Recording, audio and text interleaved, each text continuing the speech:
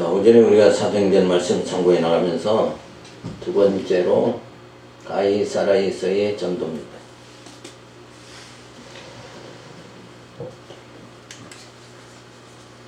10장 1절에 보면 고넬료가 사자에게 베드로를 청하라는 계시를 받습니다.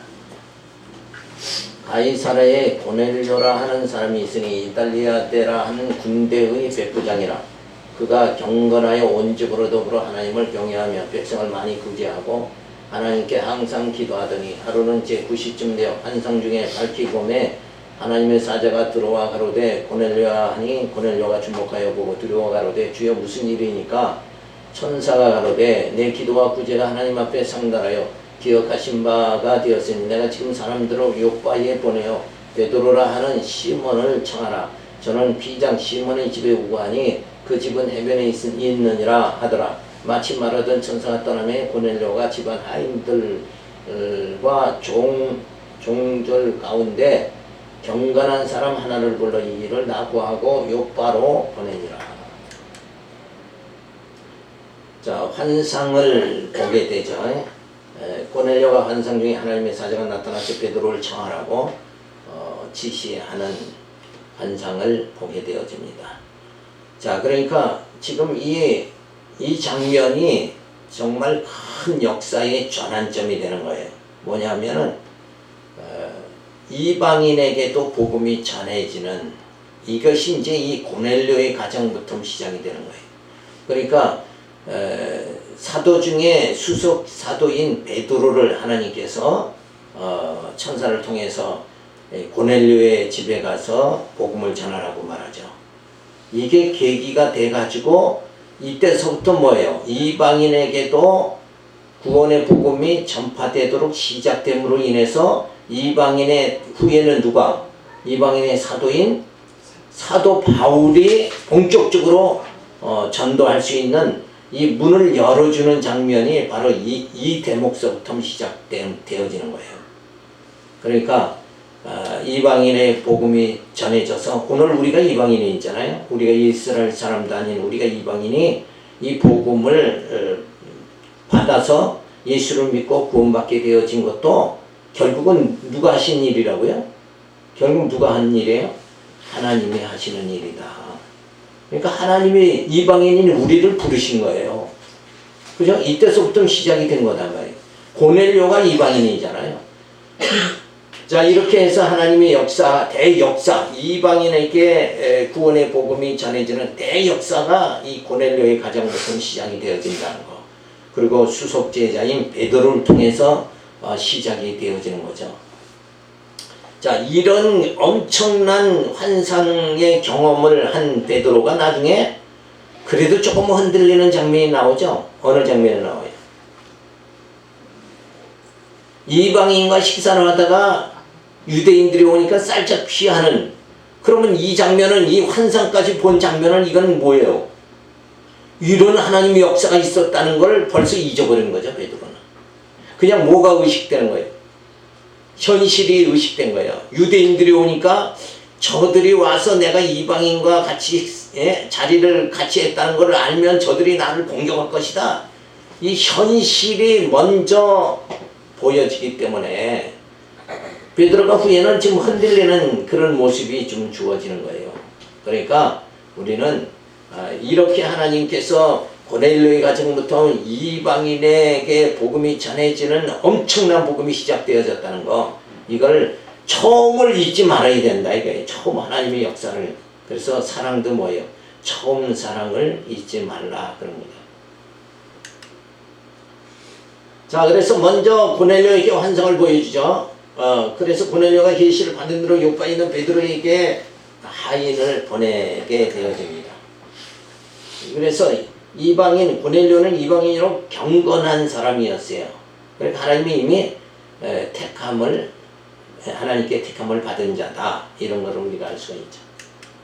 그러니까 이방인도 아무나 그냥 세계 전도하자 그래서 온 세계를 다 구원하자고 그냥 이러고 뭐 힘을 주고 그러는데, 그게 아니라 이방인 중에도 뭐예요? 하나님의 택한 자, 경건한 자를 하나님 부르신다. 그래서 예수님 오시기 전에 830년 전에 요엘 선지자를 통해서 그 후에 내가 내 영을 만민에게 부어주리니 너희 자녀들이 장래일을 말할 것이며 너희 늙은이는 꿈을 꾸며 너희 젊은이는 이상을 볼 것이며 이렇게 환상으로 하나님의 뜻을 전달해주는 그런 시기가 주어지죠. 지금은 어때요? 지금은 환상으로 하나님 알려주는 게 아니라 계시의 말씀으로 신구약 성경 계시가 완성됐기 때문에 완성된 이 말씀으로 우리를 인도해 준다는 거예요. 이런 거 이것도 분명한 사실이잖아요. 부정할 수 없는 하나님의 역사인데 아직도 뭔가 환상을 보겠다고 이렇게 하면 또 그러면서 계시의 말씀을 말씀하면 뭐가 되느냐 이런 식으로 말씀을 자꾸 부정하려고 들면 아니 되는 거예요. 이미 하나님의 섭리는 유대인에서 이방인의 구원의 시대가 복음이 전해지도록 이렇게 하는 것도 하나님이 이끌어 가신 작전 가운데 이루어지는 일이고, 그리고 진짜 하나님께서 환상이 아니라 말씀, 계시의 말씀으로 우리를 인도하는 시대로 이렇게 또 접어들었다는 거. 이런 그 역사의 시대의 전환이 어떻게 되어지는가, 이걸 우리가 알아야 되죠. 그래야 정말 하나님의 섭리를 밝게 갖고 우리가 사명을 감당하며 살아갈 수가 있습니다. 자, 고넬료가 사제에게 베드로를 청하라는 계시를 받죠. 그래서 고넬료가 환상 중에 주의 사제에게 베드로를 청하라는 지시를 받습니다. 그래서 계시를 받은 고넬료가 하인을 시켜 베드로를 청하러 보냅니다.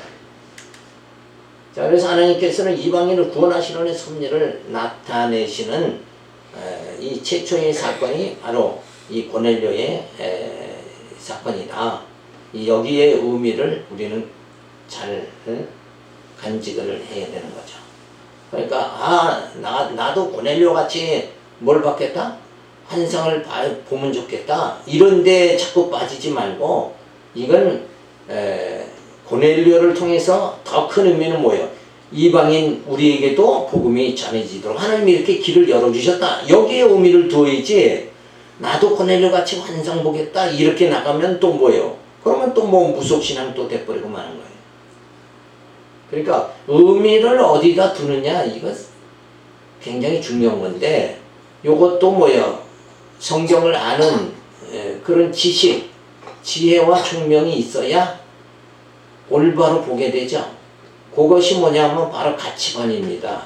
가치관은 성경을 바로 알므로 인해서 주어지는 판단력, 이게 가치관의 시작이 되어지는 거죠. 그러니까 사람마다 가치관이 어떠한가, 이건 굉장히 중요한 거예요. 그런데 저 사람의 가치관이 진짜 복음적이냐, 이런 게 중요한 거죠. 성경적이냐, 사람이 어떤 판단을 내리는데 우리는, 그래서 우리 신앙인들은 모든 하는 일마다 어떻게 하라고 그래요? 믿음으로 하라고 그러잖아요. 그게 가치관이죠. 그러니까 그 믿음으로 성경을 진리가 바탕이 돼서 판단되어지는 그걸로 인해서 뭐예요? 이게 옳다, 저게 옳다, 이렇게 판단을 해가지고 가치를 정해가지고 움직일 수 있는 이런 자가 되어져야지, 자기 경험이나 또 배운 세상 지식으로 판단 내리면 안 된다. 그래서 우리가 항상 거슬려지는 게 뭐냐면 이 상식적인 판단, 요런 건 다 기본이에요. 뭘 기본으로 하냐면 도덕과 윤리를 기본으로 해요. 상식은. 근데 우리 신앙인의 판단이나 가치관은 성경이 기본이다. 이 말씀에 의해서 판단을 내려야 돼요. 자, 그래서 유다와 사마리아 전도가 이렇게 이루어지면서 베드로의 전도가 주어지죠. 예수가 그리스도이심을 땅끝까지 전하기 위해서는 사도 바울이 복음을 전하기 전에 베드로로 하여금 먼저 이방인 고넬료에게 복음을 전하게 하시는 역사가 이렇게 섭리가 주어집니다. 그러니까 벌써 사도 바울이 이방인의 사도로 이방인에게 복음을 전할 수 있는 그 근거, 기초를 여기서 이미 하나님은 베드로를 통해서 다져준 거다. 그러니까 사도 바울이 이방인에게 복음 전하는 건 정당한 거다, 이렇게 볼 수 있는 거죠. 절대 그건 잘못된 게 아니다. 그래서 그것 때문에 사도 바울도 매우 고심을 하는, 성경에 보면 그런 장면들이 나오죠. 왜? 그런 장면들이 어디서 나와요? 베드로가 예루살렘에 가서 사도들을 만나잖아요. 사도들을 만나가지고 악수를 했다. 그건 뭐예요? 그들이 사도들이 전하는 복음과 사도 바울이 전한 이 아시아 반도에서 전한 복음이 뭐예요? 같다는 거. 그쵸? 그 의미를 이 악수를 했다는 의미에서 나온 거예요. 그러면 벌써 이미 뭐예요? 그 같은 동역자다 이런 의미 아닙니까? 그러니까 진짜 사도 바울에 가서 사도들과 악수를 했다는 데 큰 의미는 뭐냐? 사도 바울이 전한 복음이 사도들이 전한 복음하고 동일하다. 이거를 갖다가 왜 그걸 굳이 사도 바울은 내가 전한 복음이 확실하다 그러면 굳이 사도들과 가서 악수하면서 그걸 뭐 인정받고 뭐 이렇게 할 필요가 뭐가 있느냐? 근데 그것이 그렇게 안 해도 되긴 되지만은 그렇게 함으로 인해서 뭐예요? 성도들에게 확실성이 주어진다는 거죠. 그래서 성도들에게 유익을 위해서 사도 바울이 사도들과 안수하는 그런 일을 다 말했죠. 그러니까 이렇게 하나님께서 그렇게 정말 이방인 고넬료의 집에 베드로를 보냄으로 인해서 이방인에게 전도되는 이 역사적인 장면이 시작되어졌다는 거, 우리가 이걸 기억을 해야 됩니다. 자, 10장 9절에 보면 베드로가 환상 중에 속된 짐승을 먹으라는 말씀을 듣죠. 자, 이튿날 저희가 행하여 성에 가까이 갔을 그때 베드로가 기도하러 오고 지붕에 올라가니 시간은 제6시더라. 시작하여 먹고자 하며 사람이 준비할 때 비몽사몽간에 하늘이 열리며 한 그릇이 내려오는 것을 보니 큰 보자기 같고 내 귀를 메어 땅에 들이웠더라. 그 안에는 땅에 있는 각색 4발 가진 짐승과 기는 것과 공경이 나는 것들이 있는데 또 소리가 있으되 베드로야 일어나 잡아 먹으라 하거늘 베드로가 가로되 주여 그럴 수 없나이다. 속되고 깨끗지 아니한 물건을 내가 언제든지 먹지 아니하였었나이다. 한데 또 두 번째 소리 있으되 하나님께서 깨끗게 하신 것을 내가 속되다 하지 말라 하더라. 이런 일이 3번 있으므로 그 그릇이 하늘로 올려가니라. 자, 이 환상의 내용은 결국 뭐예요? 하나님께서 이방인을 고넬료를 하나님의 자녀 삼으시려고 거룩하게 하시려고 그렇게 하는데 이방인이다 해서 베드로는 뭐예요? 거기 가지 않겠죠? 외면할 거 아닙니까? 그거를 바로 깨닫게 해주기 위해서 하나님께서 속되다 하지 않은 거 하나님이 인정하면 뭐예요? 다 인정되어지는 거죠. 그러니까 하나님이 우리를 의롭다 하시면 뭐예요? 사람들이 보는 눈이 어떠하든지 관계없이 의로운 거란 말이에요. 그죠? 그러니까 하나님께서 이미 우리를 하나님의 자녀로 의인되게 하시려고 그 이전에 무슨 작업을 해요? 예수를 보내가지고 우리 죄를 사해요. 사함받게 하고 우리를 하나님 자녀 삼으시면서 의인되게 그렇게 만들잖아요.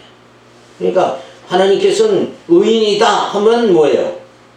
너는 의인이다 하고 이렇게 명령하면 의인 되도록 누가 다 해요? 예수 보내고 성령 보내서 다 말씀으로 우리를 양용 무장 투쟁 승리하게 하면서 의인은 아예 되게 만드시는 거다. 그러니까 하나님의 명령은 곧 그 즉시 뭐예요? 다 이루어지는 거다. 이걸 알 수가 있다.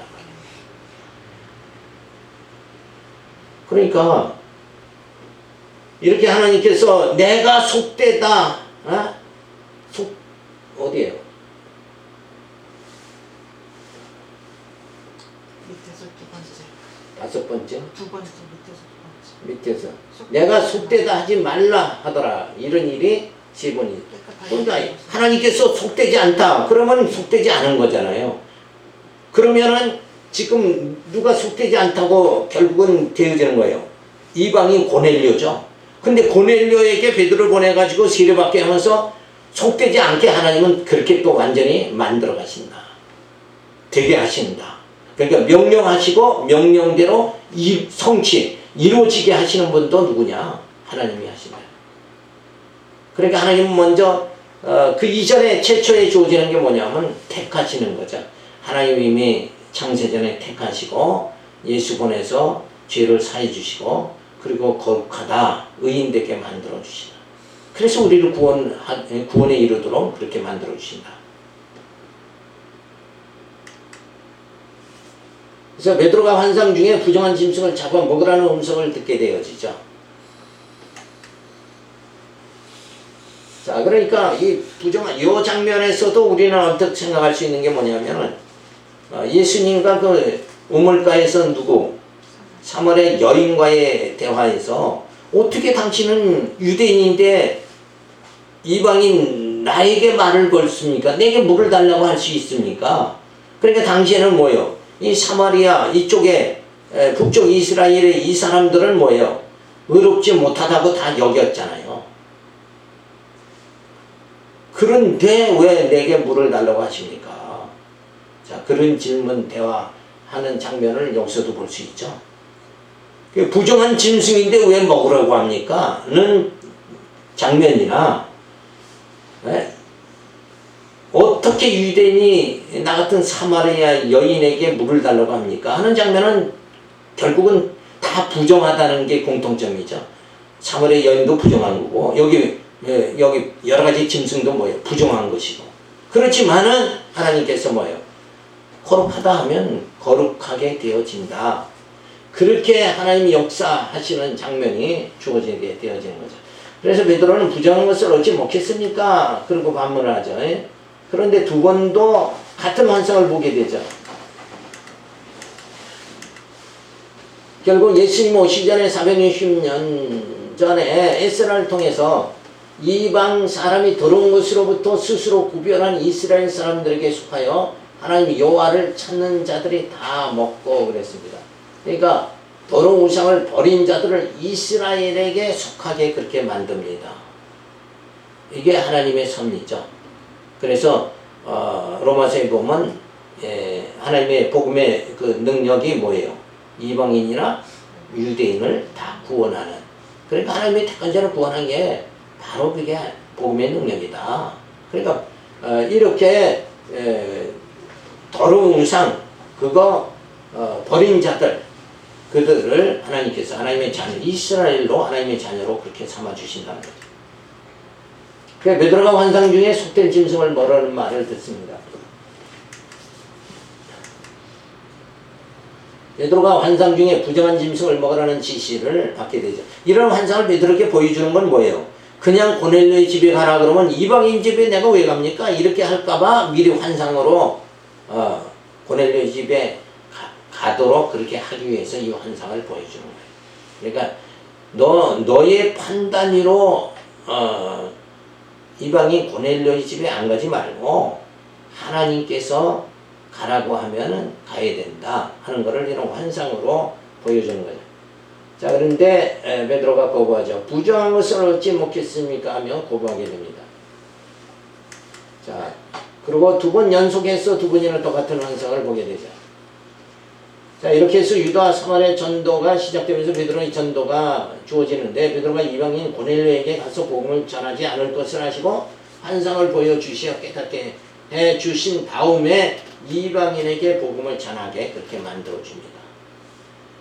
그러니까 이미 하나님께서는 뭐예요? 베드로가 안 갈 걸 알고 환상을 통해서 고넬료 이방인에게 구원의 복음이 전해지도록 이런 시대가 이루어졌다는 것, 시작이 되어졌다는 걸 하나님께서 환상을 통해서 알려주는 거다. 자, 그래서 이 복음이 어떻게 해서 전해지는가 이런 걸 우리가 잘 살펴서 하나님의 그 섭리 가운데 우리가 살아가야 된다. 그래서 오늘날도 보면 진짜 이 복음이 이렇게 베드로에게 이방인 고넬료의 집에 가서 복음이 전해지도록 이렇게 어렵게 뭐예요? 환상을 통해서 베드로로 하여금 이방인 고넬료의 집에 가서 복음 전하면서 이방인에게도 복음 전함을 통해서 구원의 역사가 일어나도록 이렇게 하는 그 역사적인 이 장면이 시작이 되어졌다는 거.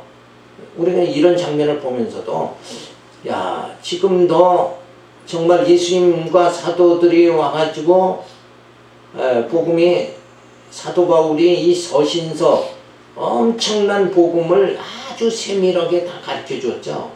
이렇게 성경이 엄연히 확실하게 드러나 지금 우리가 눈으로 보고 손으로 만져볼 수 있도록 하나님 그렇게 확실하게 이 사도 바울을 통해서 이 서신서를 기록하게 해가지고 이 복음을 통해서 우리가 예배서는 뭐예요? 교회라는 게 무엇인가? 갈라디아서는 뭐 복음의 절대성을 가르쳐 주죠.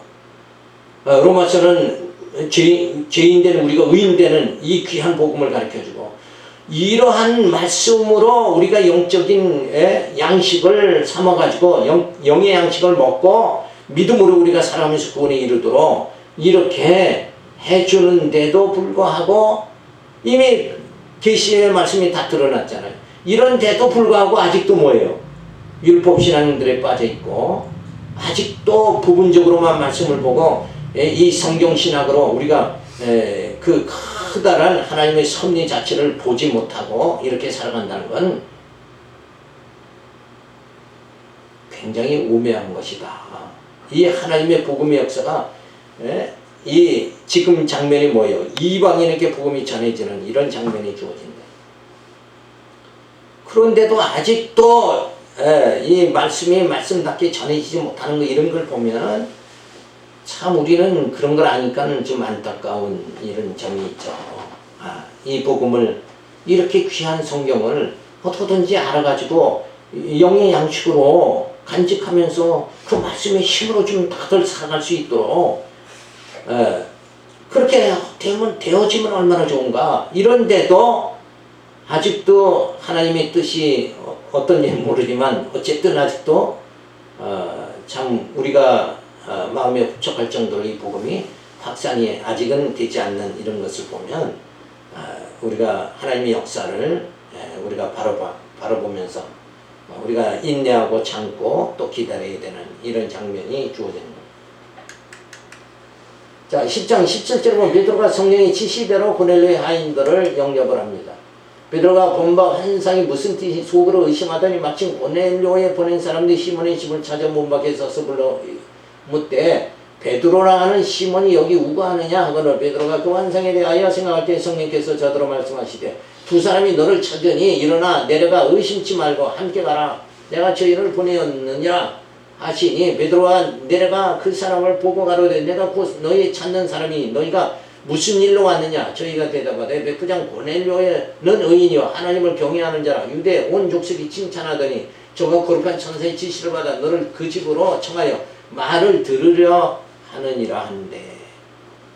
그래서 베드로에게도 환상으로, 그쵸? 그 다음에 고넬료에게도 환상으로 이렇게 해서 정말 이 복음이 전해질 수 있도록, 그래서 그 가정에 가서 세례를 주도록 그리고 예수를 영접하도록 그렇게 만드는 이 하나님의 역사가 이렇게 확실하게 분명하게 주어졌다는 것, 이게 정말 놀라운 하나님의 섭리입니다.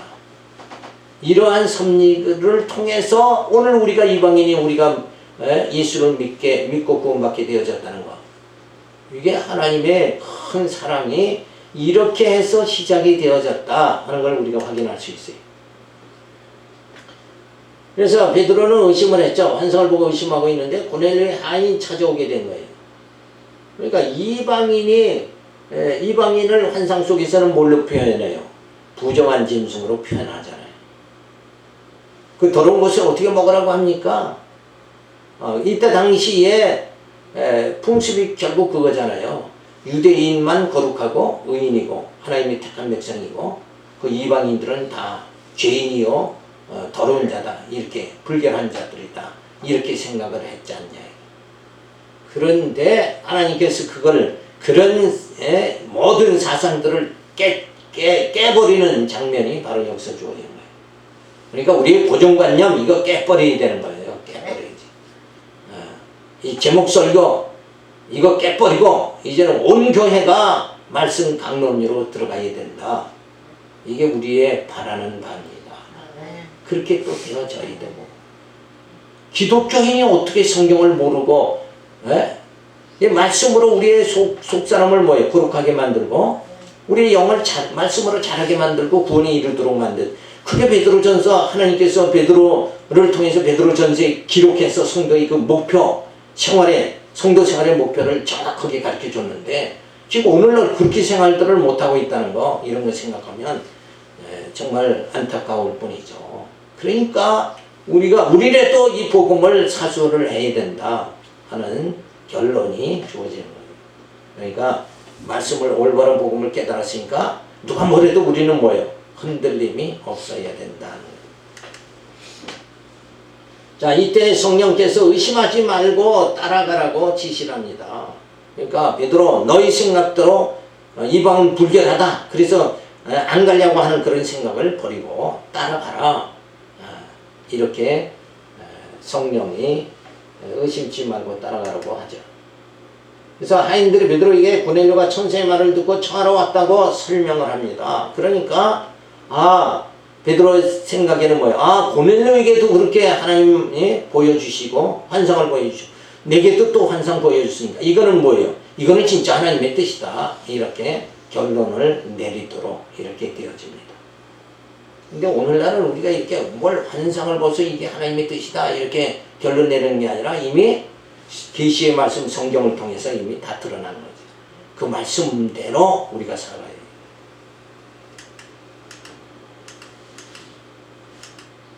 그러니까 우리의 신앙생활은 너무나도 명확하고 분명하다 이거예요. 그죠?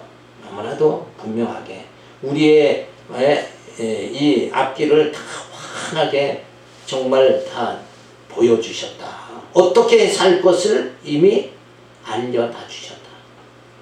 그러니까 성도 생활의 기초는 뭐냐? 찬송하리로다, 환난 중에 기뻐하는 생활, 이렇게 아주 다 이렇게 분명히 밝혀줬잖아요. 성도 생활의 목표는 거룩하게 되는 거, 자라나는 거, 그 다음에 구원에 이르는 거. 이렇게 해가지고 이 베드로 전서의 말씀을 명확하게만 깨달아도 우리 생활 자체가 뭐예요? 이렇게 살아야 되나? 저렇게 환상을 봐야 되나? 뭘 봐야 되나? 이렇게 흔들릴 필요가 전혀 없는 거다.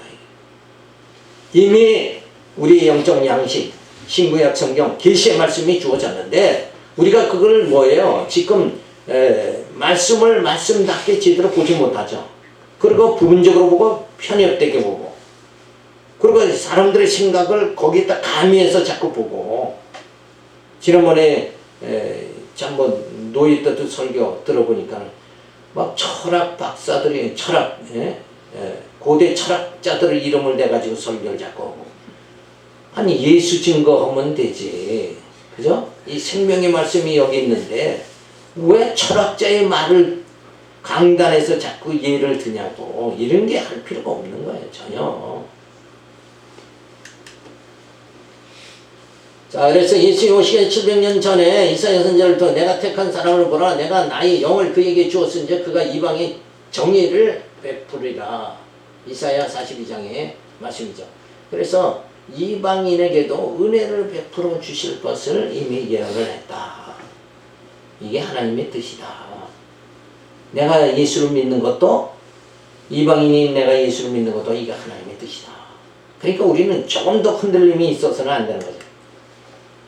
자, 베드로가 성령의 지시대로 고넬료의 하인들을 영접합니다. 부정한 점식의 환상을 보고 의심했던 베드로가 결국 성령께서 하인들을 따라가라고 성령의 지시를 받고, 그래서 고넬료도 천사의 지시를 받아 청하게 되었다고 하인들이 말하죠.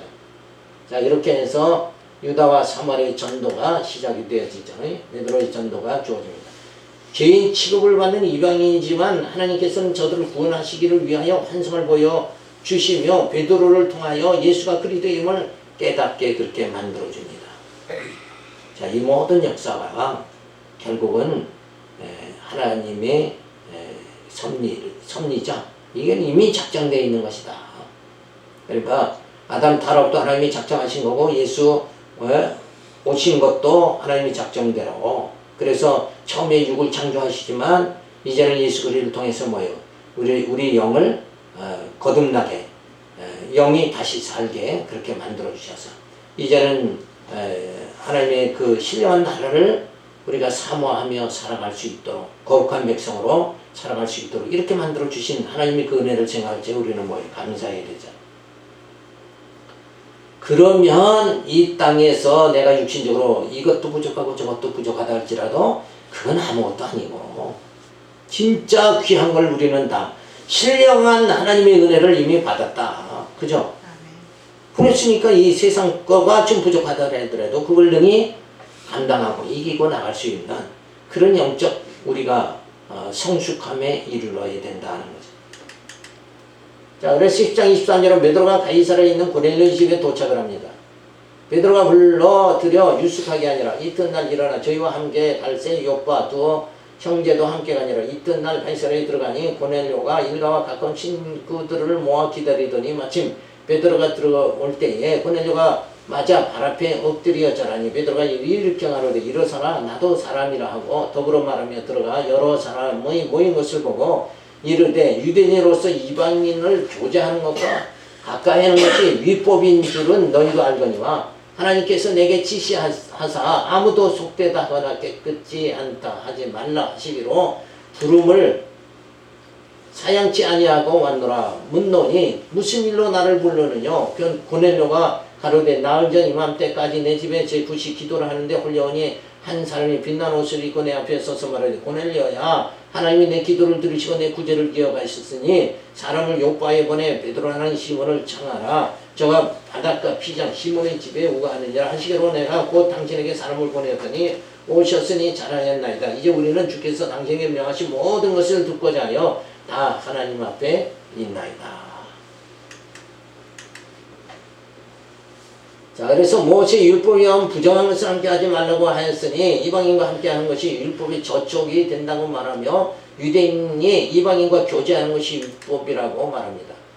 자, 그래서 하나님께서 천사를 통해 아무것도 숭배다 하거나 깨끗하지 않다 하지 말라 하시기로 부름을 사양치 않고 왔다고 자초지종을 얘기를 하죠.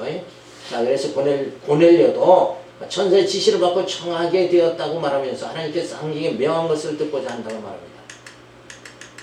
자, 예수님 오시기 전에 764년 호세아 선지자를 통해서 내 백성이 아니었던 자에게 향하여 이르기를 너는 내 백성이라 하리니 그들은 이르기를 주는데 하나님이라 하리라. 이방인을 부리실 것을 이미 예언을 했다. 그러니까 이방인이 하나님을 여호와라 부르고 그 하나님께서 이방인을 너희는 내 백성이다 이렇게 하는 때가 되었다 하는 말이죠. 베드로가 가이사랴에 있는 고넬료 집에 도착을 합니다. 그래서 유대인과 교제하는 것이 율법에 위배된다고 말합니다. 자, 아무것도 속되다 하지 말라고 하여 왔다고 말합니다. 자, 그래서 고넬료가 천사의 지시를 받아 청하게 되었으니 말씀을 듣고자 합니다. 자, 이렇게 유다와 사마리아 전도가 주어지면서 베드로의 전도가 주어지죠. 베드로가 이방인을 만나는 것도 예수님이 약속대로 사마리아 복음이 전파되는 것이니 하나님이 살아계신 것을 알 수가 있다. 자, 이렇게 해서 베드로가 이방인의 전도를 시작하는. 그래서 후에는 결국 사도 바울을 통해서 본격적인 이방 지역에 복음이 전해지고, 그러므로 인해서 우리가 오늘 이방인인 우리가 복음을 이렇게 접하게 되어지는, 그래서 예수를 믿고 구원받는 이 엄청난 역사가 우리에게도 주어지게 되어졌다. 이런 하나님의 섭리를 생각하면서 하나님이 정말 세상을 이처럼 사랑하사 독생자를 보내주셨다는 말이 실감이, 이런 장면에서 우리는 실감을 할 수가 있는 거다. 진짜 하나님께서는 나 같은 죄인을 구원하기 위해서 저렇게 진즉에 누구를 통해서, 베드로를 통해서 이방인 고넬료를 만나게 하고 또 사도 바울을 통해서 세워가지고 아시아 지역의 복음을 전파하게 만들고, 그 아시아 지역의 복음 전파된 그 복음이 오늘 우리에게도 주어져서 우리가 구원받는 이 역사가 주어졌다는 거. 그래서 우리가 신앙생활하는 건 이미 하나님이 작정 가운데 이루어진 정말 놀라운 역사다, 이런 걸 생각하면서 우리는 영적으로 조금 더 흔들리지 말고 이 귀한 복음 붙잡았으니까 끝까지 이 복음을 사수하고 우리가 전수해 나가는 귀한 생활 하시기 바랍니다. 기도하겠습니다. 할렐루야. 감사를 드립니다. 또 이렇게 베드로를 통해서 이방인 고넬료 집에 복음을